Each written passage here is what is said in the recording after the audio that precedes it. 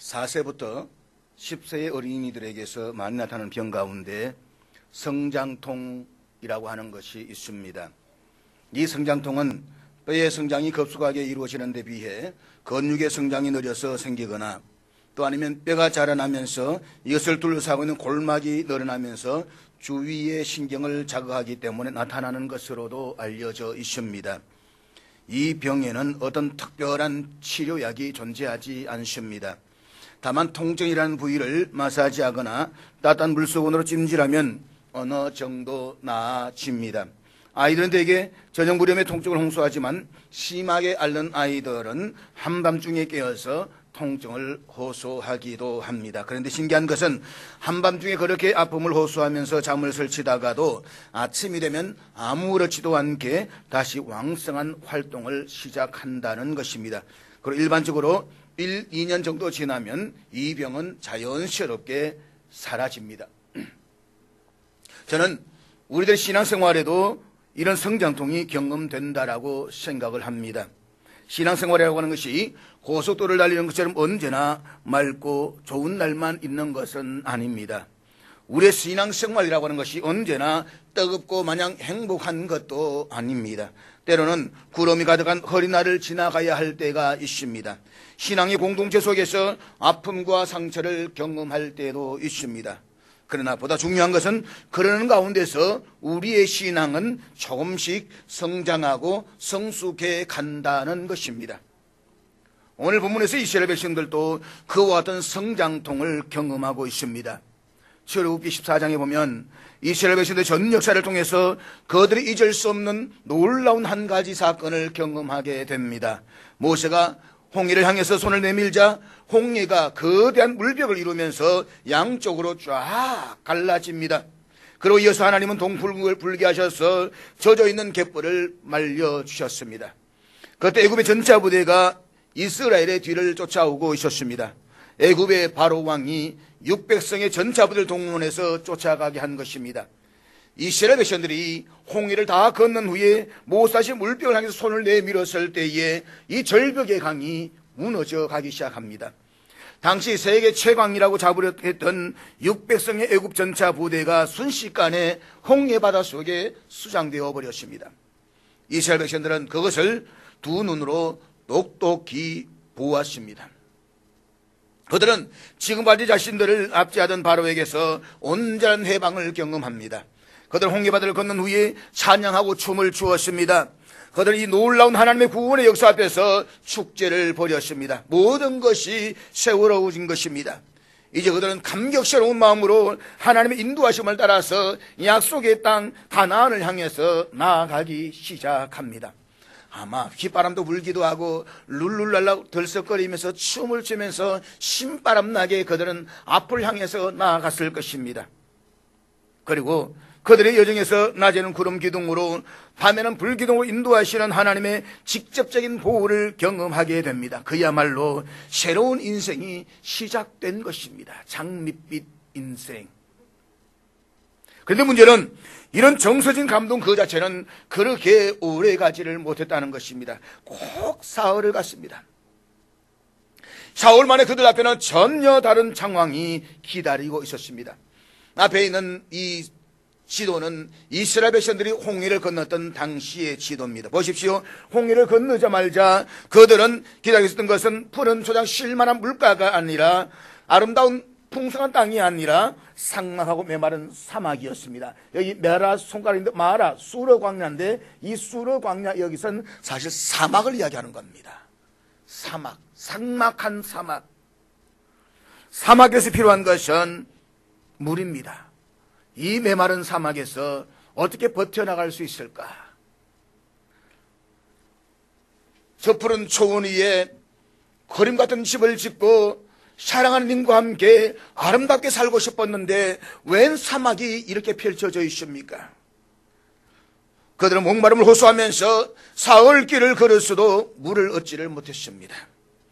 그들이 타는 목마름으로 물을 찾는데 사흘 만에 마라라는 땅에 도착했을 때에 신기루 같은 오아시스가 보였습니다. 누군가 물이라고 외치자 수많은 이스라엘 사람들이 정신없이 달려가서 그 물을 마시기 시작합니다. 그런데 그 물은 도저히 마실 수가 없는 쓴물이었습니다.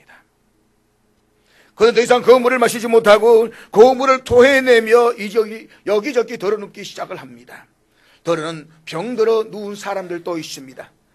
마라의 땅에서 목마름을 해결하겠다고 기대했던 그 우물에서 물을 마실 수 없다는 사실을 깨닫는 순간 그들의 꿈은 사라졌습니다. 희망은 절망으로 바뀌어졌습니다. 그리고 그들은 모세를 향해서 원망하기 시작합니다. 애굽에 살았을 때는 비록 노예였지만 물은 풍부했고 고기도 마음대로 먹었는데 모세 당신 때문에 이런 고통을 당하고 있다고 원망과 불평을 해댑니다.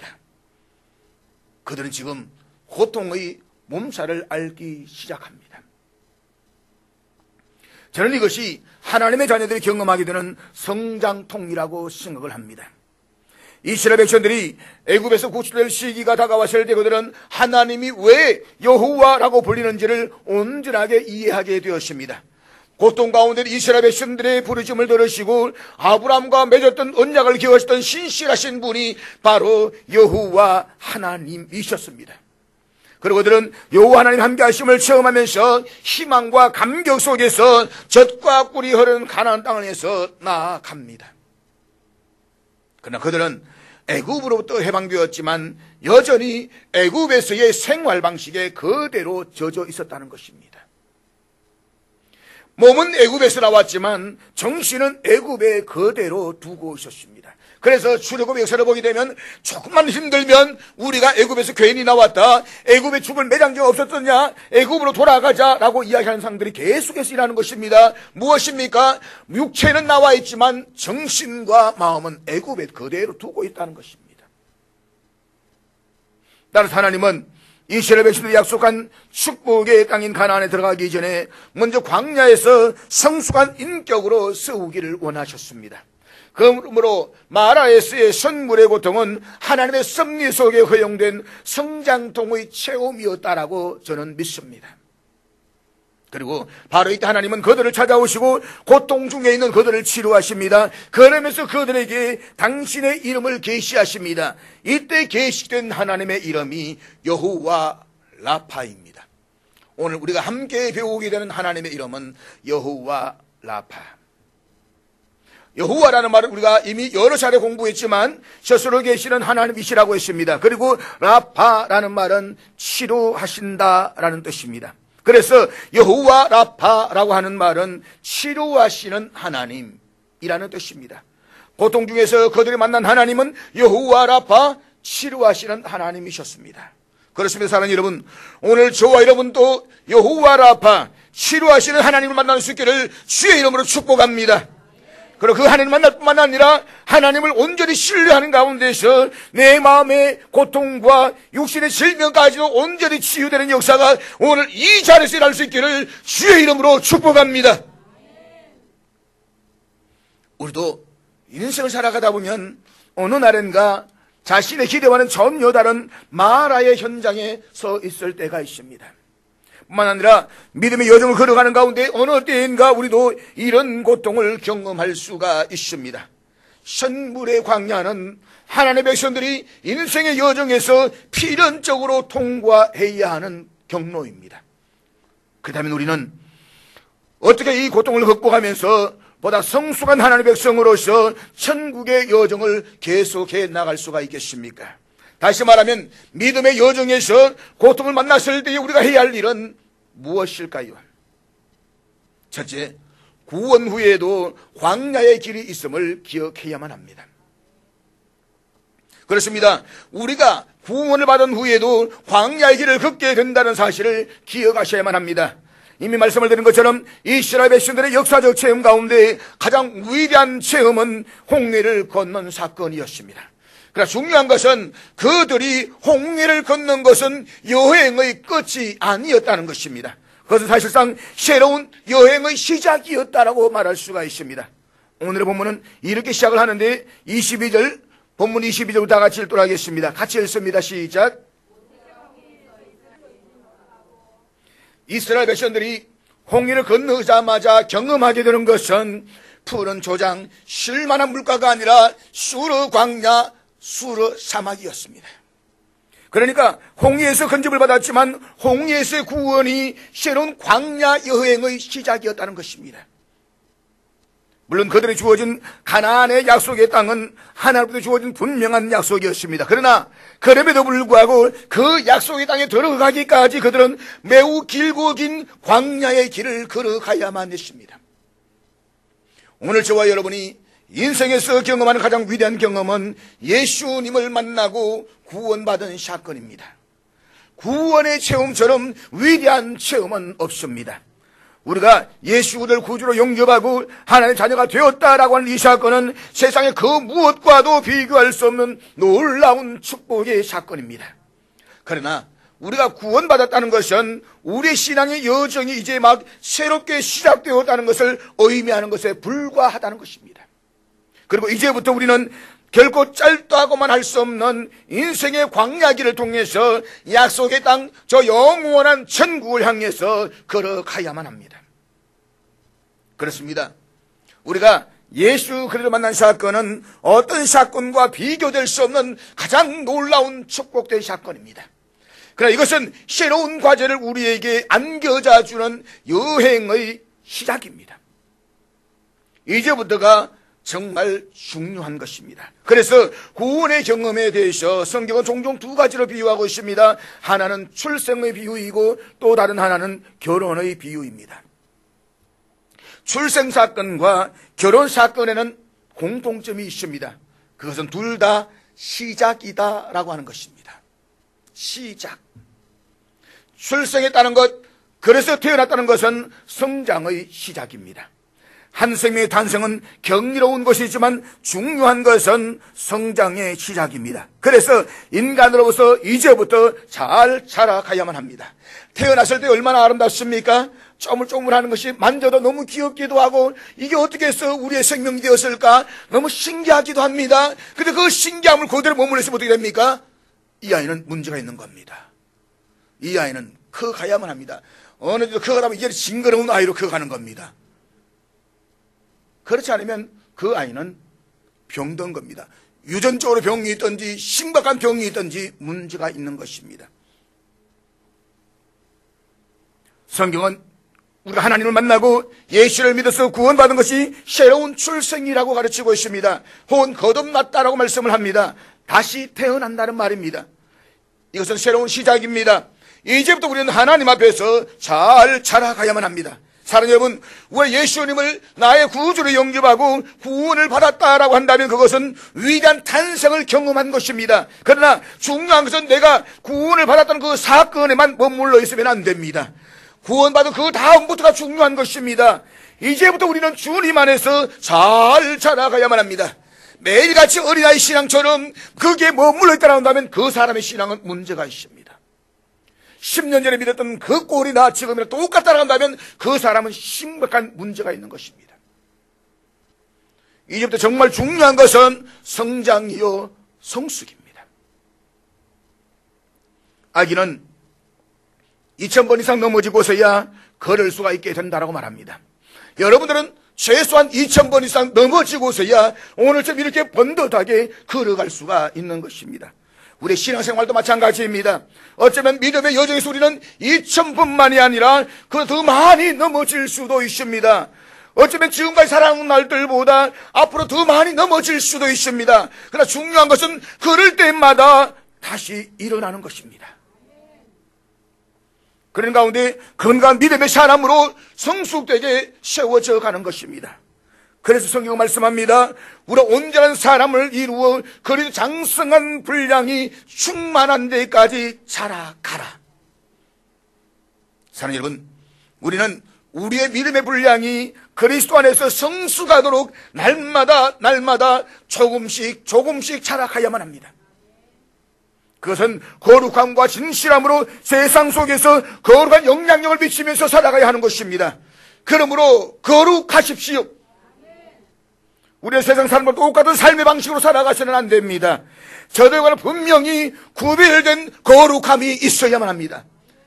요즘 우리나라 정치 지도자 가운데 상당수가 그리스도인들입니다. 그런데 그들 가운데 더 상당수가 난 크리스천보다 더 못한 삶을 살면서 욕을 먹고 있는 것입니다. 이게 얼마나 부끄러운 것입니까? 예수쟁이라고 말이나 하지 말지, 교회 다닌다고 말이나 하지 말지, 교회 다닌다고 내가 예수 믿는다라고 말하면서도 거짓말과 사기와 정의를 잃어버린 사람들이 오늘 이 땅에 얼마나 많이 있습니까? 그렇기 때문에 진실하십시오. 언제 어디에서든지 그 신실함이 한결같아야만 합니다. 잔머리를 굴리지 마십시오. 저는 가장 싫어하는 것이 잔머리입니다. 사람과 사람 만나서 그냥 편안하게 이야기할 수 있다면 얼마나 좋겠습니까? 만나서 이야기할 때 저 사람의 내면에 숨겨놓고 꿍꿍이를 가지고 이야기한다면 저는 미쳐버립니다. 모임에 가서도 마찬가지고 사람들 만나서도 마찬가지입니다. 학생들을 만나도 마찬가지입니다. 꼭 뭔가 보면 꿍꿍이를 가지고 잔머리를 굴리는 아이들이 있습니다. 속이 뒤집어집니다. 내놓고 두드려 펼 수는 못하겠고. 여러분, 우리가 살아가면서 있는 그대로 만나서 이야기하고 있는 그대로 받아주면 얼마나 좋겠습니까? 잔머리에 발달된 사람은 잔챙이 인생밖에는 살 수가 없습니다. 그런 사람을 하나님이 결코 사용하지 않습니다. 그러므로 주 안에서 한결같은 마음으로 진실하시기를 바랍니다. 우리는 그렇게 살아가야만 합니다. 기억하십시오. 우리는 넘어지는 것을 두려워하지 말고 다시 일어서지 않는 것을 두려워해야만 합니다. 내가 예수를 믿고 있다는 사실에 만족할 것이 아니라 내 믿음이 주 안에서 날마다 아름답게 성장해 가고 있다는 사실에 만족하시기를 주의 이름으로 축복합니다. 구원의 또 하나의 비유는 결혼입니다. 화려한 웨딩은 가슴을 설레게 할 수 있는 아주 잊을 수 없는 축복의 사건입니다. 아마 여러분들은 웨딩 마치를 올리는 순간 부모님도 보이질 않았을 것이고 오직 그 님만 보였을 것입니다. 하상우.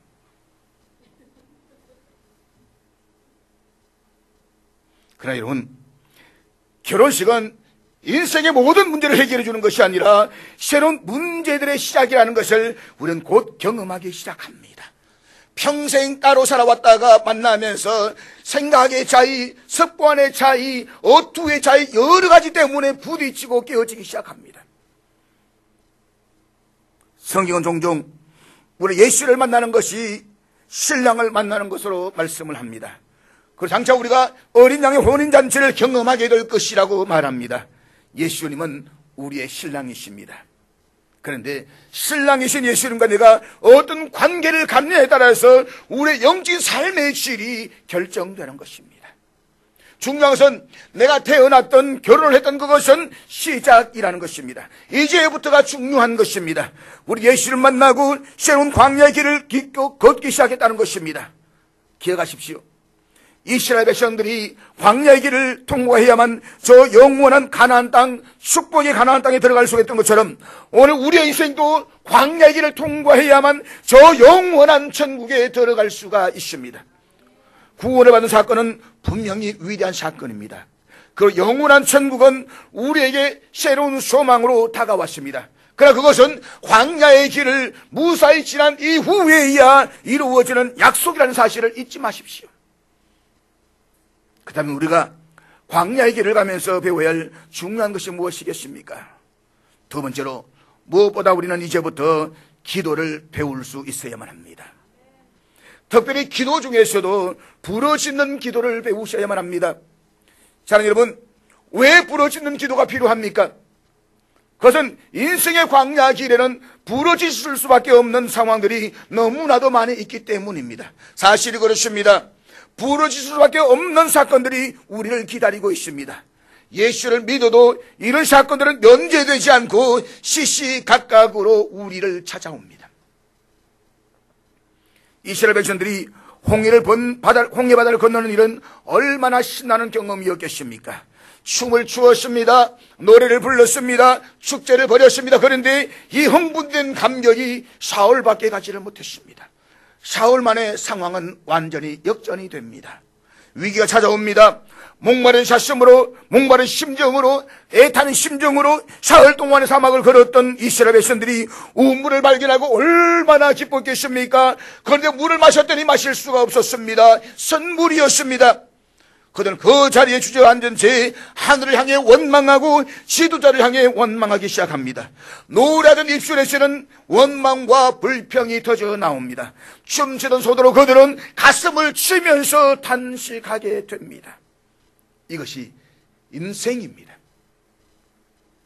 성경은 저와 여러분이 하나님을 믿다는 그 사실 때문에 인생에서 고난이나 환난이 면제된다라고 말씀하고 있지 않습니다. 오히려 예수님께서는 요한복음 16장 33절에서 이렇게 말씀하고 있는데 다 같이 읽도록 하겠습니다. 같이 읽습니다. 시작. 세상에서는 광야에서는 너희가 환난을 당하나 담대하라 내가 세상을 이겼노라.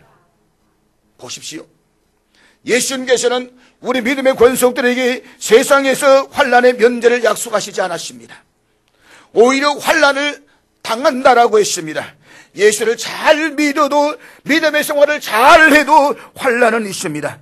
하나님께서는 왜 당신의 자녀들에게 이런 환난을 주시는지 그 이유는 우리도 분명하게 알 수는 없습니다. 그러나 분명한 것은 하나님께서는 당신이 아시는 어떤 선한 목적 때문에 우리의 인생에 환난을 주신다는 것입니다. 그리고 하나님께서는 그의 자녀들이 약속한 것은 환난의 면제가 아니라 환난에서의 승리입니다. 그렇습니다. 우리가 인생 여정에서 환난을 당하겠지만 그러나 우리는 반드시 승리할 것입니다. 반드시 이길 것입니다. 그러므로 담대하십시오. 그러면 어떻게 인생의 수많은 환난 앞에서 담대한 삶을 살아갈 수가 있을까요?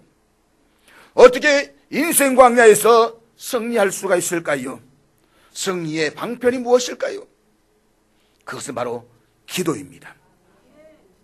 그런데 기도 중에서도 특별히 부르짖는 기도를 배우셔야만 합니다. 물론 부르짖는 기도만이 기도가 아닙니다. 우리가 해야 하는 기도 중에서는 조용한 침묵 속에서 드리는 기도도 있습니다.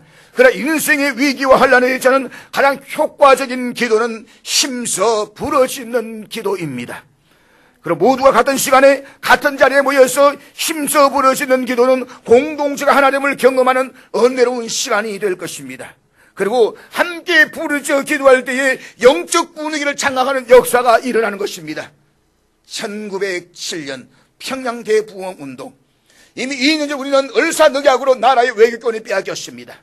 나라가 나라지만 나라가 아닌 나라, 그것이 우리나라 조선 말기였습니다. 이제 일본은 서서히 잠식하면서 모든 주권을 빼앗아가기 위한 작업을 하고 있습니다. 1910년 한일합방, 그 중간 지점에 평양 대부흥운동이 있습니다.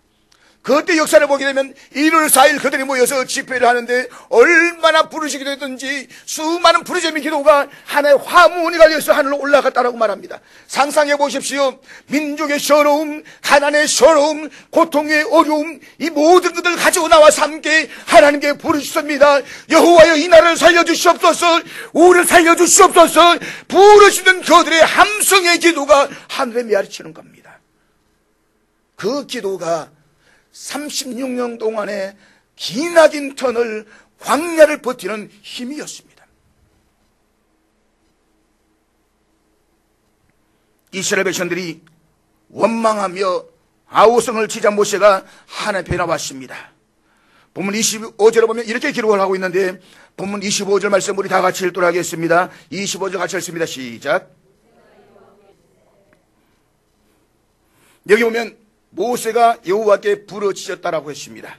부르짖다라는 말은 히브리어 원문에서는 차크라고 말하는데, 이것은 크다는 고통 가운데서 도움을 요청하며 부르짖거나 몹시 흥분해서 절규하는 모습을 표현할 때 사용하는 단어입니다. 이 단어는 창세기 4장 10절에서 죄 없이 죽은 아벨이 너무나 억울한 자신의 사정을 하나님께 쉬지 않고 계속해서 호소했다라는 단어와 같습니다. 내 아우의 핏소리가 호소한다, 이 단어와 같은 단어입니다. 생명의 경각이 달렸을 때에 절망을 가지고 부르짖는 목타는 부르짖음, 그것이 바로 부르짖다 차크라는 말입니다. 영어 성경에서는 cried out이라고 번역하고 있습니다. 내 속에서 터져 나오는 모든 것들을 하나도 남김없이 다 쏟아낸다는 것입니다.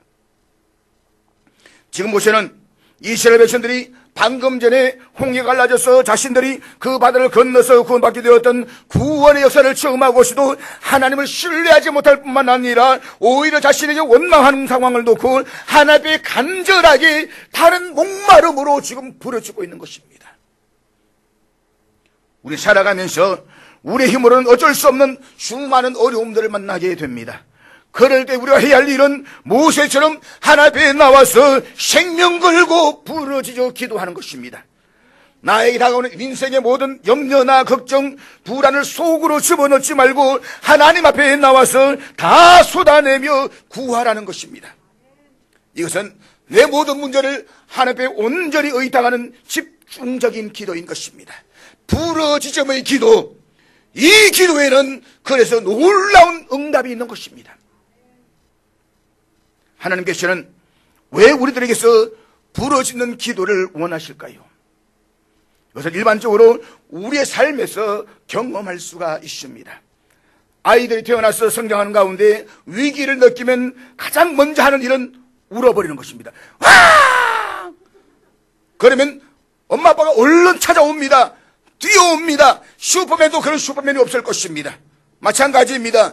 부르짖음의 기도는 하나님의 관심을 우리들에게 집중시키시는 것입니다. 우리가 힘써 부르짖는 순간 하나님께서 응답하시는 것입니다. 성경에서 부르짖어라라는 단어를 한번 찾아보십시오. 그럴 때마다 어떤 것이 약속되고 있는가를 말입니다. 부르짖을 때 우리를 고통에서 건져주시겠다고 말씀을 하십니다. 부르짖을 때 우리를 곤경에서 구하시겠다고 말씀을 하십니다. 부르짖을 때 우리를 사망에서 건지시겠다고 말씀하십니다. 우리가 너무나 잘 아는 예레미야 33장 3절에서 하나님은 이렇게 말씀을 하시는데 우리 다 같이 읽도록 하겠습니다. 같이 읽습니다. 시작. 여기서 하나님 분명하게 말씀을 하십니다. 내가 해야 할 일은 나에게 부르짖는 것이다. 반면에 내가 너에게 해야 할 일은 너의 부르짖음에 내가 응답하는 것이다. 그러므로 너는 내게 부르짖어라. 내가 내게 응답하겠다. 단순히 응답만 하시는 것이 아니라 내가 알지 못하는 그 은밀한 일을 내게 보여줄 것이다. 그래서 성도도 이 구절을 가리켜서 다이알 333이라고 말합니다. 다이알, 요즘은 터치지만 그래도 옛날 다이알 333. 우리가 위급할 때에 119를 누르는 것처럼 예레미야 33장 3절을 기억하라는 말씀입니다. 이 한 말씀점은 여러분 암송하셔도 참 좋습니다. 모세가 부르셨습니다. 그래도 하나님께 적극적으로 해결책을 지시하십니다. 나무 조각을 마라의 우물에 던지라는 것입니다. 그렇게 했더니 선물이 단물이 되었습니다. 치유가 일어난 것입니다. 셈이 치유된 것입니다. 기도가 응답된 것입니다. 이런 응답을 보여주시면서 그 기도에 응답하신 하나님이 어떤 분이신가를 계시하십니다. 나는 너희를 치료하는 여호와임이라. 여호와 라파. 사랑하는 여러분, 하나님의 백성들이 아직도 알 수 없는 인생의 고통 속에서 방황하고 헤매고 있다면 그 이유가 무엇 때문일까요? 오늘 본문에 의하면 그 이유는 사실 단순합니다. 우리가 충분히 부르짖어 구하지 않았기 때문입니다. 지금은 부르짖어 기도할 때입니다. 지금 우리나라가 위기에 직면해 있다고 말만 하지 말고 하나님 앞에 엎드려서 우리나라의 미래를 위해서 기도하셔야만 합니다. 가정의 문제를 위해서, 자녀의 미래를 위해서 부르짖어 기도해야만 합니다. 그럼 하나님께서는 하늘의 문을 여시고 놀라운 일들을 보여주실 것입니다. 그러므로 주님의 보좌 앞에 나와서 두 손 들고 하늘을 향해 부르짖어 기도하는 저와 여러분들 수 있기를 주의 이름으로 축복합니다. 우리가 광야길을 걸어가는 가운데 부르짖는 기도와 함께 또 하나 배워야 할 중요한 것이 있습니다. 세 번째로, 어떤 상황에서도 말씀에 순종하는 것을 배우셔야만 합니다. 본문 26절 말씀 우리 다 같이 읽도록 하겠습니다. 26절 같이 읽습니다. 시작. 하나님께서 당신의 백성들이 부르짖어 기도하면 그 기도에 응답하시면서 단순히 치유의 역사만을 행하시는 것이 아닙니다. 그들을 위해서 법도와 율례를 정하시고 그들에게 말씀을 주셨습니다. 그리고 그 말씀에 귀를 기울이고 순종하고 지키며 의를 행하라고 명령하십니다. 마라의 셈때에서 이런 고통을 허락하시는 이유도 그들이 정말 하나님의 말씀대로 사는 것을 시험할 의도이셨다라고 말씀을 하십니다. 사랑하는 여러분, 우리를 둘러싸고 있는 상황이 맑고 아름다울 때에는 누구나가 하나님을 찬양할 수가 있습니다. 그리고 쉽게 기도할 수가 있습니다. 그러나 우리를 둘러싸고 있는 하늘이 어둡고 폭풍우와 비바람이 혐오하실 때에 내 인생의 시간이 깊은 고통의 밤중일 때 그때에도 나는 여전히 하나님의 말씀을 붙들고 살 수가 있을까요? 인생의 어두운 밤중에 쉬어도 하나님의 말씀을 붙들고 순종하는 삶을 살 수 있다고 한다면 그는 진짜 믿음의 사람일 것입니다. 하나님은 그 모습을 보고 싶어 하십니다. 하나님은 고통 속에 있는 그들을 건져내시고 치유하시면서도 우리가 고통에서 치유받고 응답받는 그 모습보다 더 보고 싶어 하시는 것은 바로 너희들이 상황이 어떻게 되었던지 간에 여전히 나의 말씀을 붙들고 그 말씀에서 순종하고 살아가고 있는가를 보고 싶어 하십니다. 기억하십시오. 하나님의 말씀을 붙들고 그 말씀에 따라 순종하며 살아가는 것은 우리가 기도에서 응답을 받고 고통에서 건짐을 받는 것보다 훨씬 더 중요합니다. 그래서 이 도목에서 말씀을 주시는 것입니다. 그렇습니다. 믿음의 여정을 걸어가는 저와 여러분들의 기도가 함께 붙들어야 되는 것이 있다고 한다면 그것은 하나님의 말씀을 붙들고 그 말씀에 순종하면서 살아가는 것입니다. 예수님께서는 광야에서 사탄으로 시험을 받으실 때에 말씀으로 이기셨습니다. 그러므로 하나님의 말씀은 능력입니다.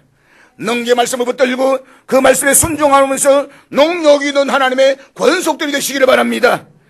제가 목회하면서 깨닫게 되는 것은 하나님의 말씀과 더불어 사는 것을 배우지 못한 사람은 교회를 평생 다녀도 그의 인생에서 진정한 믿음의 간정이나 능력이 없더라는 것입니다. 그러므로 무엇보다도 먼저 말씀을 읽고 듣고 배우는 일에 힘쓰십시오. 그리고 어떤 상황에서도 말씀에 순종하는 삶을 살아갈 수 있기를 주의 이름으로 축복합니다. 오늘 본문 26절에 보면 하나님께서는 이스라엘 백성들과 저와 여러분들에게 이렇게 약속하십니다. 내 계명에 귀를 기울이며 내 모든 규례를 지키면 내가 애굽 사람에 내린 모든 질병 중 하나도 너희에게 내리지 아니하리니. 그러니까 말씀에 순종하면 그때 하나님께서 우리에게 치유의 은혜를 베푸실 것이라고 약속하십니다. 그런 의미에서 치유의 은혜는 조건적인 은혜입니다. 이 말은 하나님 관점에서는 우리가 병 고침을 받고 기도의 응답을 받는 것보다 더 중요한 것이 하나님 말씀에 대한 순종이다라고 하는 것입니다. 우리가 성경을 자세히 읽어보면 말씀에 대한 순종은 인생의 고통과 관련해서 이중의 축복을 약속하고 있습니다. 첫째는 예방의 축복이요, 두 번째는 치유의 축복입니다. 우리 말씀대로 살면 고통에서 지킬 수가 있습니다. 예방의 축복입니다. 쉽게 이렇게 생각하면 되겠습니다. 우리는 때때로 운전하면서 교통법규를 아주 거창스럽게 생각할 때가 있습니다. 왜 저게 있어가지고 신호를 막아버렸느냐, 급한데 그런 마음이 들 때가 있습니다. 그냥 그 법규를 없애버리면 얼마나 편하겠습니까? 얼마나 그렇지만 솔직히 많은 사고가 또 일어나겠습니까? 교통법규 때는 나의 행동을 제한하고 거창스럽게 느낄 수가 있겠지만 그 법규가 존재한다는 것은 어쩌면 저와 여러분들에게는 축복입니다. 사고를 예방하는 것입니다. 하나님의 말씀의 법도 마찬가지입니다. 그래서 성경은 이렇게 말씀하십니다. 하나님의 말씀은 율법을 지키는 자가 복이 있다. 우리가 하나님의 말씀에 따라서 살게 될 때에 그것이 나를 예방하는 것입니다. 고통에서 나를 지켜주시고 내 삶을 거룩하게 보호하는 것입니다. 그리고 하나님의 말씀은 나를 예방하고 보호할 뿐만 아니라 내가 인생을 살다가 고통과 어려움에 빠지게 될 때에도 말씀대로 살기로 결단할 때에 내가 너희를 치료하겠다라고 약속하십니다. 그러므로 사랑하는 여러분, 어떤 상황에서도 말씀을 붙들고 사는 것을 배우시기를 바랍니다. 그리고 어떤 상황에서도 그 말씀에 순종하기로 결단해 보십시오. 이런 사람들은 고통이 지나갔을 때에 영적으로 한층 더 성장하는 것을 스스로 고백하게 될 것입니다. 그래서 이스라엘 백성들이 이 고통에서, 아니 오늘 그리스도인들이 인생의 현장에서 경험하는 고통은 영적 성장을 위한 성장의 고통인 것입니다. 그렇습니다. 우리의 삶의 현장에서 경험하는 고통은 영적으로 성숙시키기 위해 사용되는 것임을 믿으시기를 바랍니다. 그리고 이 사실을 믿는다라고 한다면 그 자리에 주저앉아서 원망하고 불평하지 말고 일어나서 광야의 길을 계속 뚜벅뚜벅 걸어가시기를 바랍니다. 성경을 보십시오. 이제 순종을 결심하고 마라의 샘터에서 일어나서 광야의 길을 다시 걷기 시작한 이스라엘 백성들에게 무엇이 기다리고 있었습니까? 본문 마지막 27절, 우리 27절 다 같이 읽도록 하겠습니다. 같이 읽습니다. 시작. 마라에서 엘림까지는 남쪽으로 불과 11km 떨어져 있습니다. 사막에서는 단 하나의 물샘도 귀한데 거기에 엘림에 도착했더니 와우! 물샘이 12개나 있더라는 것입니다. 그리고 종려나무 그루가 70그루나 있었다는 것입니다. 이 정도면 환상의 오아시스입니다. 거기에 말해서 조금 더 갔더니 마음껏 물을 마시고 편하게 쉴 수 있는 환상의 오아시스 엘림이 기다리고 있었습니다. 근데 그것을 보지 못하고 그들은 지금 마라에서 불평하고 원망하고 절망해서 쓰러져 있는 고통을 호소하고 있는 것입니다. 왜 그랬습니까? 엘림이 보이지 않았기 때문입니다. 그래서 사랑하는 여러분 기억하십시오. 엘림은 보이지 않아도 그 엘림은 우리를 기다리고 있습니다. 내일의 희망은 보이지 않아도 하나님은 저와 여러분을 위해서 희망의 엘림을 준비하십니다. 그러므로 오늘 마라의 땅에서 어떤 고통과 아픔을 당하든지 그럼에도 불구하고 내가 부르짖어 기도하고 말씀을 붙들고 살 각오가 되어 있다고 한다면, 그래서 우리가 순종의 삶을 살아갈 길을 결심하기만 한다고 한다면 주님께서 저와 여러분에게 찾아오실 것입니다. 그리고 우리를 치유하실 것입니다. 그리고는 이렇게 말씀하실 것입니다. 나는 너를 치유하는 하나님 여호와 라파다. 그렇습니다. 그는 우리에게 오셔서 저와 여러분을 모든 질병에서 건져내실 것입니다. 우리의 육체도 치유해 주실 것입니다. 우리의 마음의 질병도 치유해 주실 것입니다. 우리의 관계도 치유하십니다. 마라의 선물을 단물로 바꾸셨던 하나님은 우리의 가정도 바꿀 수가 있습니다. 그분은 우리의 민족도 치유하실 수가 있습니다. 우리의 미래도 바꾸어 주실 수가 있습니다. 그래서 하나님 저와 여러분에게 이렇게 선언하십니다. 내 이름은 여호와 라파, 치유하는 하나님이시다. 이 하나님을 믿으신다면 사랑하는 여러분, 우리를 모든 환난과 고통과 병마에서 치유하시는 하나님을 절대적으로 신뢰하시기를 바랍니다. 그분은 우리를 치유하시는 하나님이십니다. 기도하겠습니다.